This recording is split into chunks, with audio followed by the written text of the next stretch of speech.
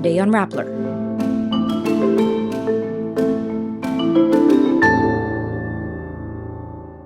Gilas Pilipinas redeems itself against Cambodia to recapture the SEA Games gold.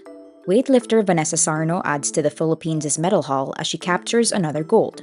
The DFA says the ban on domestic workers going to Kuwait stays until there is justice for slain OFW Jullebee Ranara. Former Bucor officials Gerald Bantag and Ricardo Zulueta are indicted for the torture of Bilibid inmates. Thailand's opposition parties form a ruling coalition after an election win against military-backed rivals. Slater Young apologizes for his comments on men fantasizing about women. SB19, Niki, and Super Junior's D&E announce concerts in Manila. And G-Force's creative director clarifies rumors on rift with Sarah Geronimo. The Philippines reclaims its lost glory in the Southeast Asian Games men's basketball as Gilas Pilipinas wins 80-69 over host Cambodia on Tuesday, May 16. The national team refuses to settle for a runner-up finish for the second straight time after last year's lost gold. Justin Brownlee delivers again for the Filipinos as he scores 23 points against the Cambodian side, which fails to live up to expectations despite bringing in several naturalized players from the United States.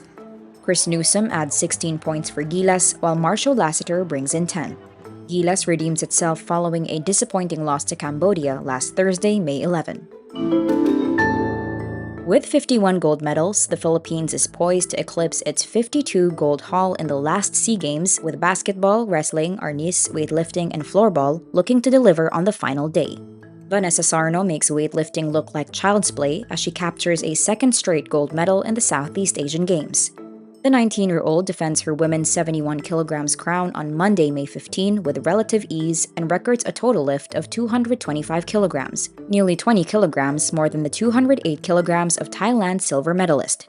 Sarno also beats her own SEA Games record in snatch with a 105-kilogram lift and clears 120 kilograms in clean and jerk on her first attempt.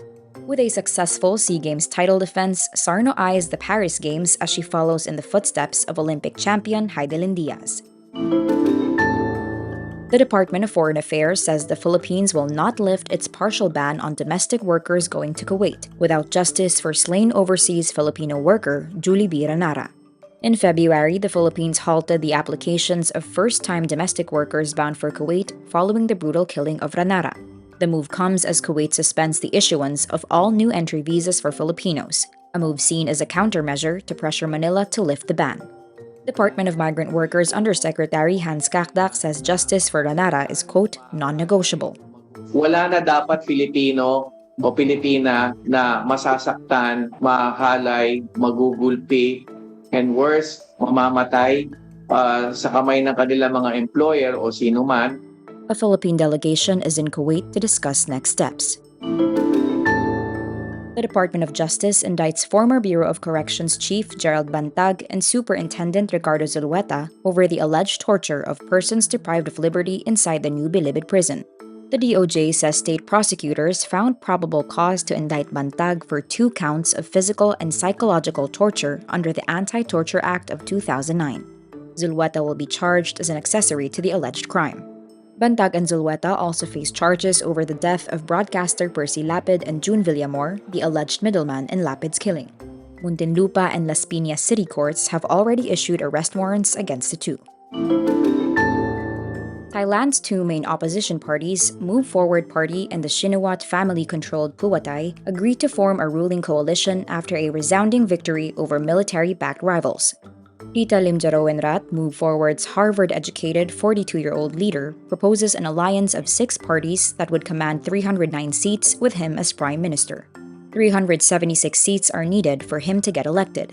The 2 parties could face challenges in forming a new government with parliamentary rules skewed in the favor of junta allies. The junta-appointed Senate gets to vote on the prime minister in a bicameral 750-member legislature and has a record of favoring generals. Move Forward rode a wave of support from young voters on a platform of institutional reform and dismantling monopolies.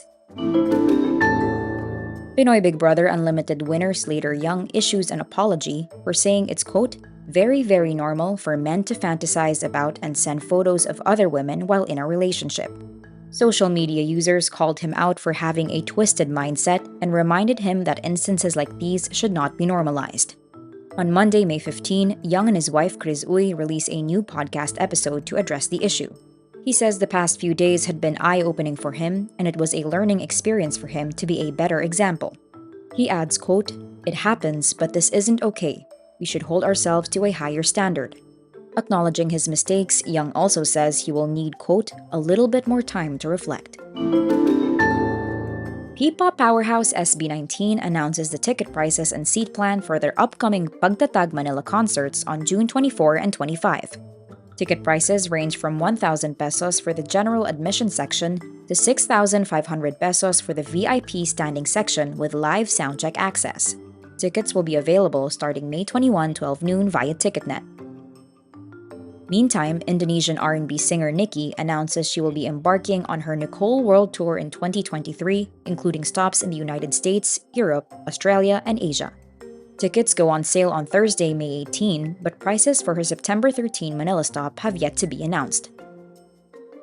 Super Junior D&E, the subunit composed of members Donghae and Eunhyuk, announces it'll be having a fan concert tour entitled Delight Party, which includes a stop in Manila on September 30.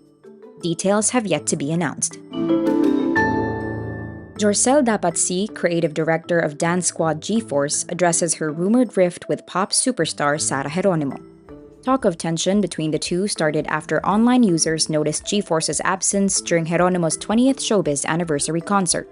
Netizens also observed Geronimo debuted new choreography for her hit song Tala. In a vlog, Oji Diaz seeks Sy's side on the matter. She says Sarah is looking for growth as an artist and as a person and wants to try other things. The dancer admits, quote, there were artistic differences, but adds she wants to support Sarah even if it means stepping out for a while.